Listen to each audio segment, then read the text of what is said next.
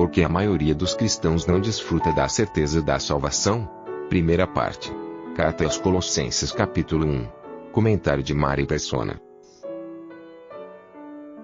Quando a gente visita irmãos em Cristo que estão em algumas religiões, algumas denominações, principalmente as pentecostais, né? A primeira coisa que se percebe é que não adianta muito falar de verdades mais profundas até, né? Como a igreja, o corpo de Cristo, o lugar que Deus estabeleceu para os seus, se antes nós não voltamos às coisas básicas do Evangelho, ao próprio Evangelho, por incrível que pareça, porque a maioria daqueles que professam ser cristãos nem sequer sabem se estão salvos ou não. Eles até pregam o Evangelho, falam que tem a salvação é pela fé, que tem que crer em Jesus para ser salvo e tudo mais, citam vários versículos, mas se você pergunta, você pode perder essa salvação? Ah, posso. Você está salvo para sempre, nunca mais vai se perder? Ah, não sei. Se eu perseverar até o fim, aí Deus vai saber, Ele que vai poder dizer. E às vezes dá vontade de falar assim, olha, então não me fale esse evangelho, porque esse eu não quero. Um evangelho que vai me deixar nessa mesma incerteza que você está, não vai adiantar para mim. Porque se você me diz que eu preciso perseverar até o fim, se eu fizer isso ou não fizer aquilo, eu perco. Como eu vou saber se eu estou salvo ou perdido? Que vida eu vou levar? Que vida terrível, né? De inquietude, de incertezas eu vou levar, nunca sabendo o que vai acontecer, como se fosse uma loteria. Se eu cair num pecado e naquele momento Cristo voltar ou eu morrer, perdido.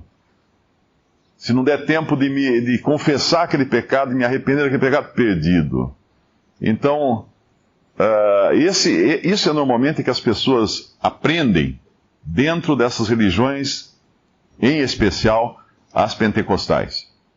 Que, por incrível que pareça, aumentou muito o número de cristãos cristãos nominais no mundo, através dessas religiões, mas a maioria vai em busca de curas, de libertação de problemas, de dinheiro, de prosperidade, etc., mas nem sempre preocupadas com a sua salvação eterna.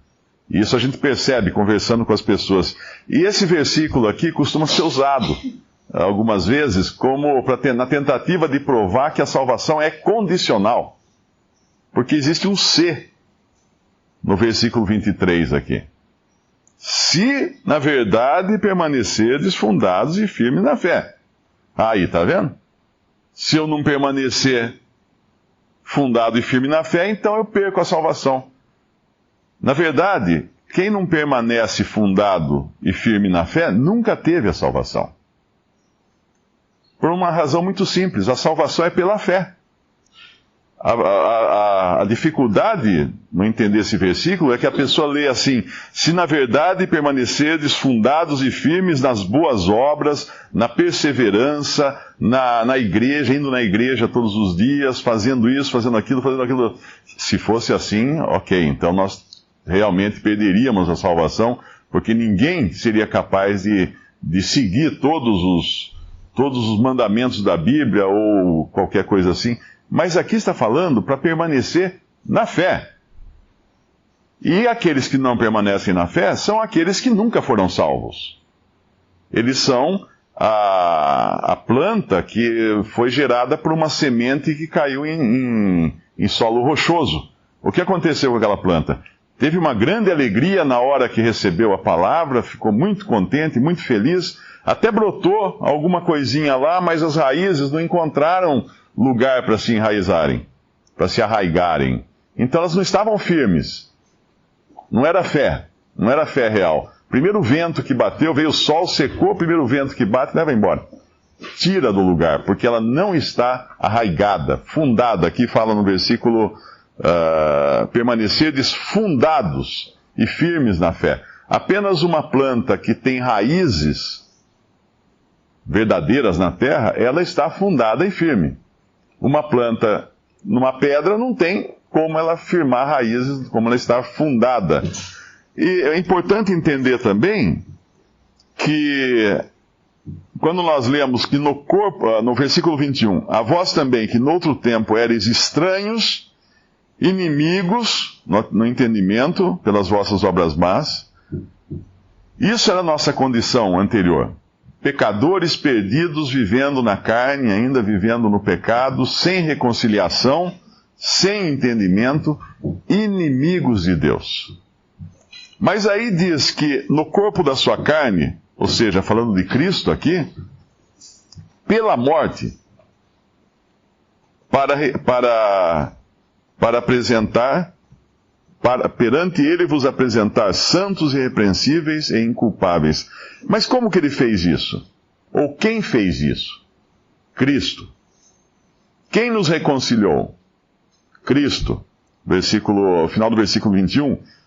Ele vos reconciliou no corpo da sua carne, pela morte, para perante ele vos apresentar santos, irrepreensíveis e inculpáveis. Então, é uma obra totalmente de Cristo e não do homem. Ele, por ter morrido e ressuscitado, ele nos reconciliou com Deus. Nós não nos reconciliamos com Deus.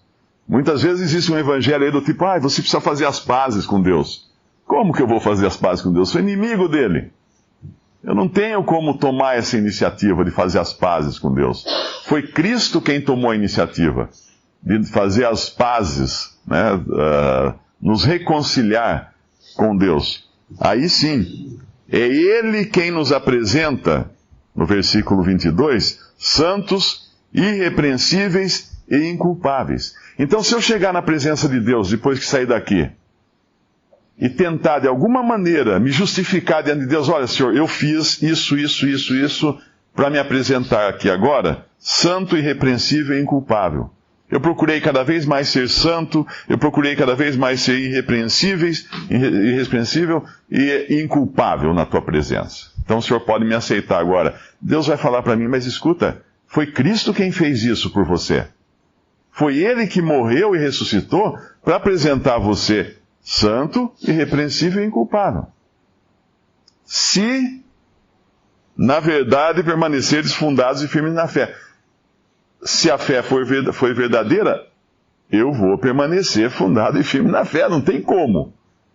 Mas então não peca mais? O cristão ainda vive num corpo de carne, então ele está sujeito a pecar. Mas lá em Provérbios, acho que é Provérbios que fala que o justo cai 7 vezes e se levanta. Essa é a característica do justo. Não que ele não cai. A característica dele é que ele se levanta. E qual a característica do ímpio? O ímpio é como a porca. Ela, lavada, ela é limpa de algumas sujeiras, mas ela volta a se revolver no lamaçal.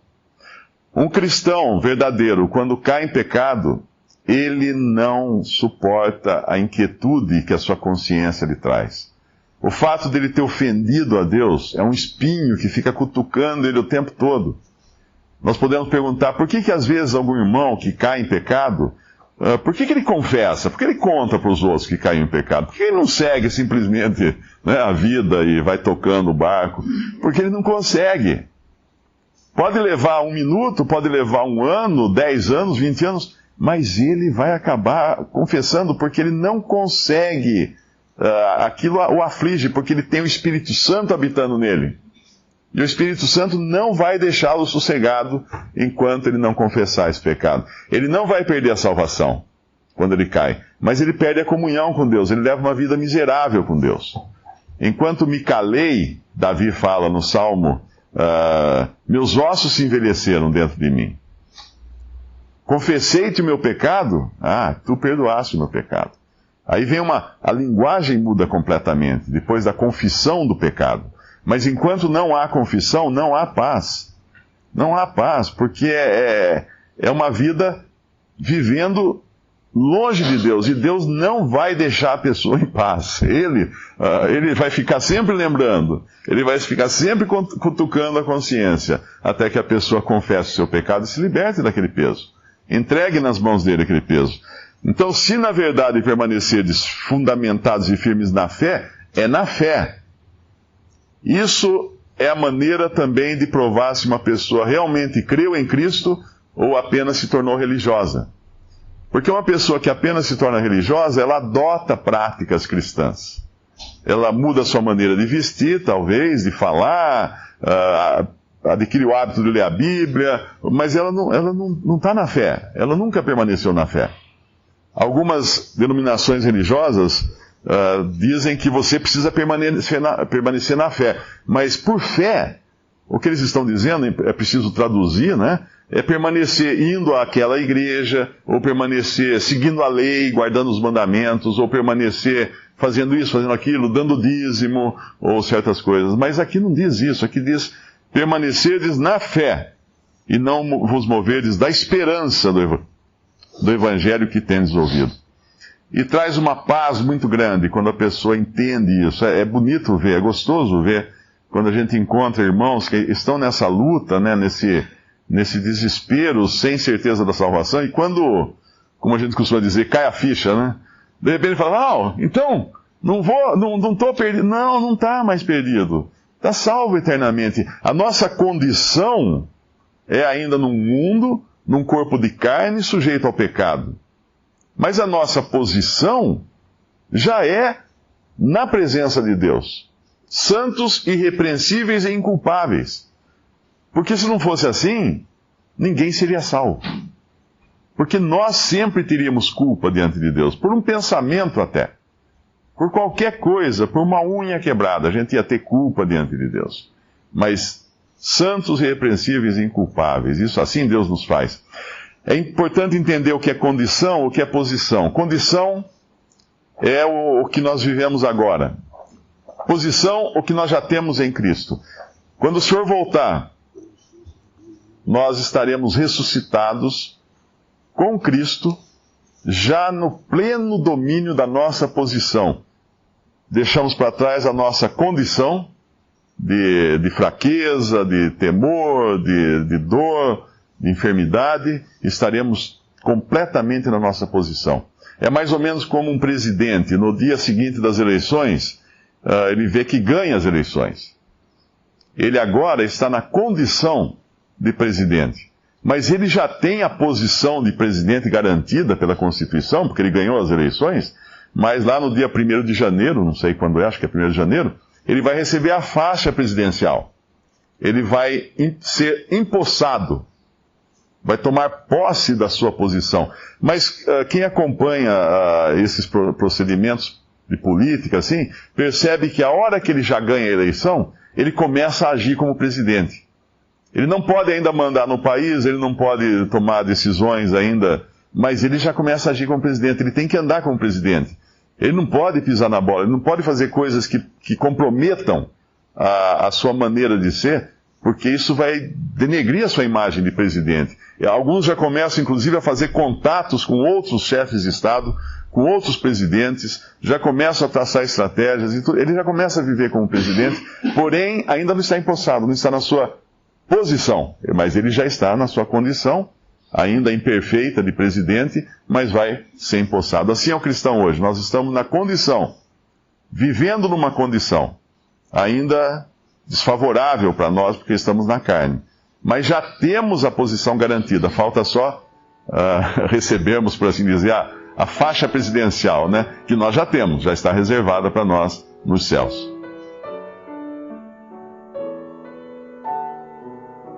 Visite Respondi.com.br. Visite também 3minutos.net.